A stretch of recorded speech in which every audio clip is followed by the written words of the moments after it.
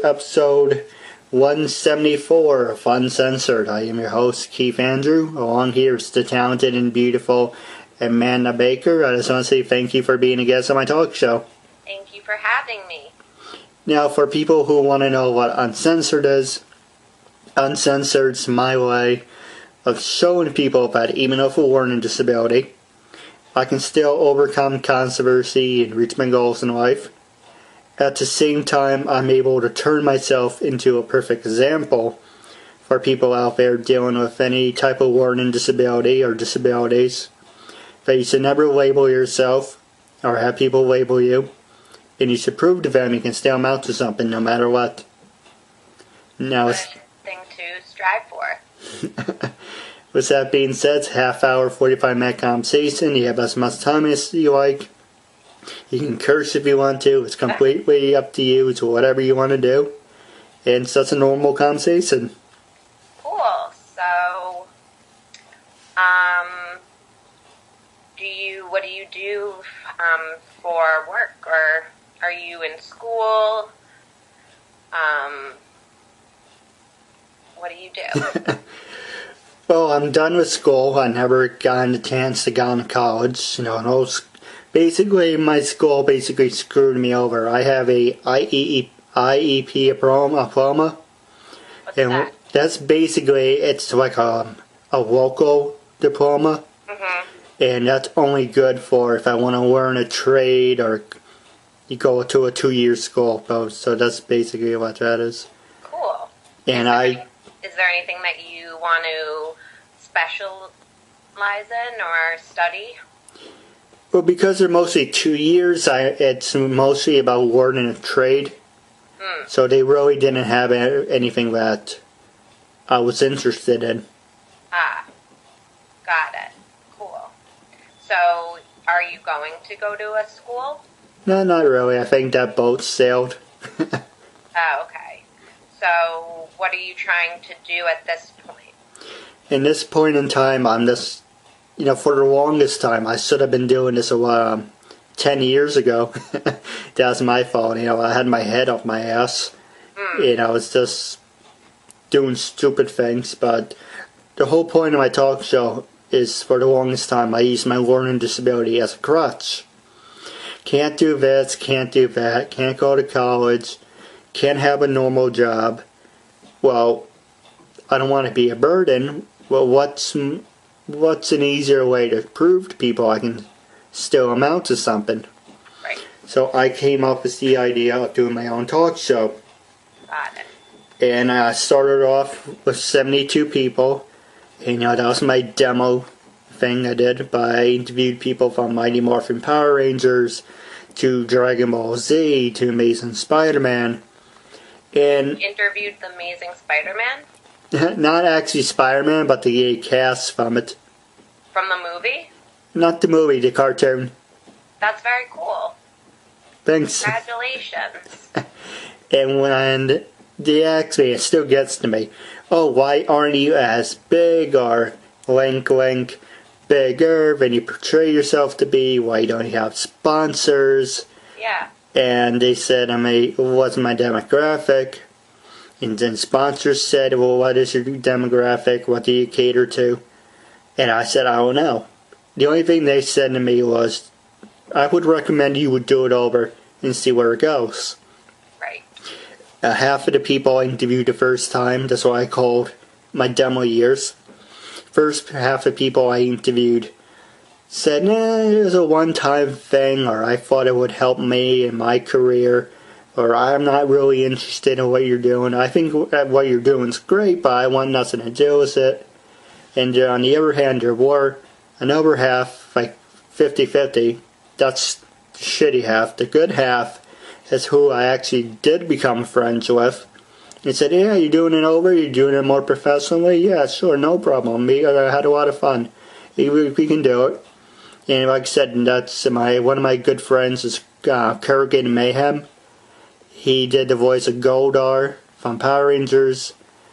I also did a interview with, let's see, what was it? Well, off the record, I did an interview with Barbara Goodson and Ron Reisman. they are very known for is Rita Repulsa and War Z. On the record, I interviewed Ron Reisman. He did the music for Power Rangers and X-Men. I interviewed a photographer from the show. Let's see. It went off the record, one of my demo years, and I interviewed. He worked with JJ in the Bugle. He was the black guy. I can't think of his name, but I interviewed him. I interviewed Mary Jane. They didn't want to do on the record because, they're saying, oh, we're voiceovers and we're voiceover actors, and we don't want to usually do interviews on camera, so that's why I said off the record on my demo years. And that's really about it, I did 174 thanks to you. I interviewed people, actors, actresses, models, CEOs, wrestlers, famous wrestlers, and beginning independent wrestlers. So I pretty much interview anyone who wants to have a normal conversation, make a new friend, and just support whatever I'm doing. It's basically about that. Cool. So do you have any questions for me? Yes, I do. Yeah, like I said, if you have any questions for me, it's a normal conversation, so you can ask me or say anything you want. Got it. Now, the first question I was going to ask you is, what can you tell us about yourself? I am an actress, photographer, and a Pilates instructor in training here in New York City. And I'm from New York City. I grew up here, and I went to college in D.C. at the George Washington University, where I studied theater and psychology. And then I went to acting school for 2.5 years, and at the Atlantic Acting School, which is William H. Macy and David Mamet School.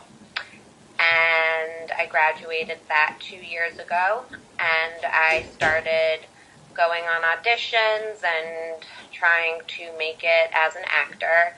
And, that's really hard, so I also have a skill as a photographer, and I decided to start my own photography business where I do headshots for actors and business people, and I also do restaurants. I take photos of indoor spaces and things like that. And then I'm now in the process of getting certified as a Pilates instructor to further my income and have more stable income. But I also like to do it, obviously. Well, you mentioned you take headshots. If you're interested, I would love to hire you to take a couple of mine. Okay. Cool. Yeah, for sure. Where are you located? New York, same as you. You're in the city? Oh, an hour and a half, hour 45 minutes. You ever been to Woodbury Commons? Yeah, is that Long Island? Well, there's two of them. There's one in Long Island, and there's one near West Point, New York. Uh-huh. So I'm the hour away. In Long Island? No, going north. Oh. So, where is that? I would say from Brooklyn, it would be about 2 hours. Okay. Cool. No, Yeah. well, we can always work on it. Right, yeah. No, I'm going to ask you the easy questions, then we can ask you the hard-hitting ones. The next question I was going to ask you is, growing up, did you do any sports? Were you athletic? And second part to that is, when you were in college, were you a study nerd, party animal? Yeah, I studied theater and psychology. I did like to go out a lot. that was fun. I also went abroad to Barcelona, and I studied there for 4 months, and I traveled a lot of Europe. So that was a great experience that I had. And in athletic, not so much. I was on the tennis team, but my high school wasn't very... I was on the tennis team, but we did okay, so I did that. And I also was on the JV volleyball team for a little while, but nothing serious. And that was my athleticism, I guess. Well, like I said, you can just sit back, relax, and it's, it's noticing from your voice you're hesitating a little bit. You don't have to hesitate. That's a normal conversation, and if it makes you feel better, you can just curse, just let it out. It's just basically a normal conversation, but, just trying to help. Now, the next question I was going to ask you was, a lot of people do this for fun. A lot of people refer to this just as cheerleading. But did you ever get the chance to do one of those human pyramids, or down a human pyramid girl? No, we didn't really have cheerleading at my school. I was in a small high school, so we didn't have those types of things, and I don't think I would have done it even if we did. It's not my thing, but it looks hard and fun, I guess. But no, I never cheerleaded. Yeah, I love that stuff. I know I'm a loser, but I always wanted to do one. Do cheerleading? Nah, the pyramid part. Well, life, you can always, I'm sure you can still do it if you want. Well, it's funny we should be on the subject. I'm working on a small project. I'm trying to enter the Guinness Book of World Records. I know that's a little far-fetched, but at the same time I'm trying to set a record for YouTube, make a YouTube record. And it's got to be New York based. I'm looking for older girls from New York who would like to be a part of it. And I was wondering if you would be interested. In what? Oh, it's basically setting a record for the human pyramid record. What kind of human pyramid? Still I don't really know. I have to get back to you on that. I guess maybe as you get farther along I can let you know, but at this point, being in a human pyramid isn't my, I'm not opposed to anything. I'm an open person, but I don't really know right yet. Well, I'm still working out the details, but right now I'm just looking for how many people would be interested. Then, when I get a certain number, then you take it to the next step. But right now it's speculation. Cool. Yeah. Now the next question I was going to ask you is, who influenced you to become an actress, and how many years have you been acting? Well, I've been acting. I started when I was 5. My family is very involved in the theater, and I grew up around actors and people in the industry, so it was always something I was interested in, and I always thought that I could do it because it looked fun, and I have a big imagination, and I always enjoyed taking on challenges and doing things outside of what I'm comfortable doing. So acting just seemed like something that was right for me, and I always thought I could do it. And it's a lot harder than you'd think it is to get ahead in the acting world. But, I think what is important is to not give up and persevere and really go for your dreams, and the moment you decide you don't want to do it anymore, no one else is telling you not to do it. So it's, it's really all up to you at the end of the day, whether or not you're going to continue. And I have gone this far, so I'm not giving up yet. Let's put it that way.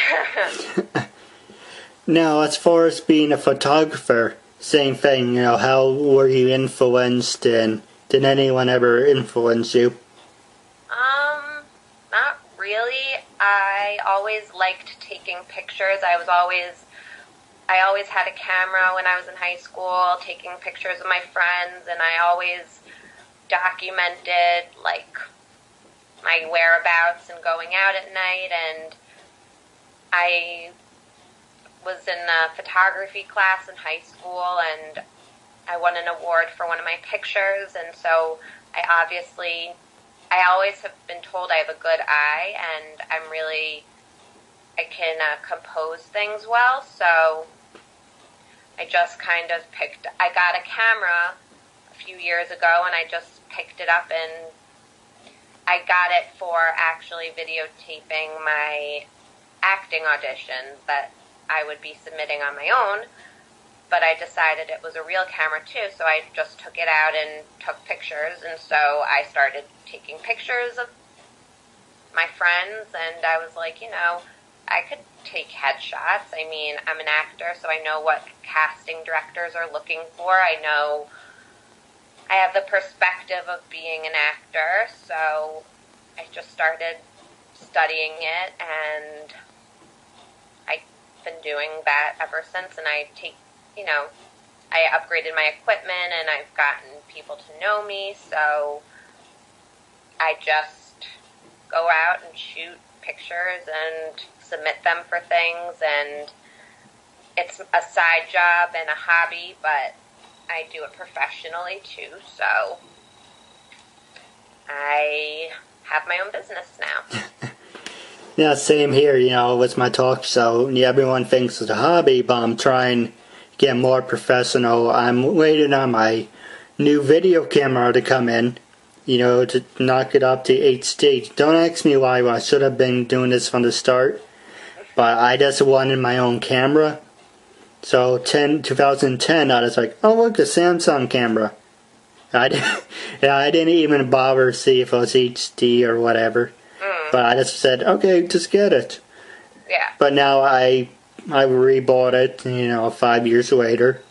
Right. And I'm taking it one step at a time. And, season 1, I basically just, ask hard-hitting questions. Like, where do you stand on gun control, healthcare, legalizing marijuana, hard-hitting questions. And it's okay. Now, season 2, am I going to be repetitive and say the same thing over and over again, or am I going to be different? Season 2, it's, a little more in-depth. I ask you, hard-hitting personal questions, but I at the same time make it more interactive. That he asks me, and people ask me stuff too, so it's more conversed. Season 3, I'm planning on interviewing 2 people at the same time. I'm looking forward to that. This should be very interesting. Cool. And just taking it one step at a time. But the whole thing is, like you said, if you're very passionate about something, that's all that matters. Right. I agree. Yeah. And then, the next question I was going to ask you is, how did you start becoming a Pilates instructor? What caught your interest? Well, I was a lazy child, and I didn't like to work out and do anything, and I was lazy, and my mom wanted me to start exercising and doing stuff, and I hated it. And she basically, the gym that we belonged to got Pilates, and she started doing it and thought I would like it, and so I took a lesson, and I did like it because you get to lie down, and there's like a really cool machine that they use, and it doesn't feel so strenuous, but it does work, and you do feel it afterwards, and it doesn't make you bulky and muscle man, but it does make you toned and strong. So I started doing that, and I always felt like I liked the results that it was doing for me when I was doing it. And then when I graduated college, it was a really hard year for me because I didn't know what I was doing, and I didn't know how to get there, and I was living at home, and it was just not fun. And I started doing a lot of Pilates on the side just to help my motivation and make me feel better, because I was depressed and unhappy about what I was doing. And I went to college and I studied really hard, and I didn't know what I was going to do, and I knew what I wanted to do, and I just didn't know how to get there. So I started doing Pilates, and it made me feel a lot better. And then my mom decided she was going to get certified, and it seemed like a lot of work, and I really was not interested in doing it because the time commitment, and it was always on the weekends, and I wanted my weekends free, and it just seemed like a lot of hours. And finally, this past winter, my parents just, can be very overprotective. I'm an only child, so, and I was away with my boyfriend, and they just kind of were driving me crazy. So I was like, I need to find a way to make money without depending on my parents so much. Like, I want to be a lot more financially independent, and so I decided that if I'm going to do that, the best way for me to continue doing what I'm doing and being an actor and a photographer and having all my creativity and all that stuff work, I should do something that's in line with what my passion is and have a way to, stay fit, because actors need to be fit, and I'm good at it, so I could teach people. And so that's kind of what happened, and now I'm in the process of getting certified. All right. That's pretty cool. Yeah, so I have some ways to go, but I should be hopefully certified by the summer, maybe early fall. All right. Yeah. Now, wrapping up, do you have any subjects you would like to talk about, or any funny stories you would like to share? Like what? About? That's completely up to you. Funny stories.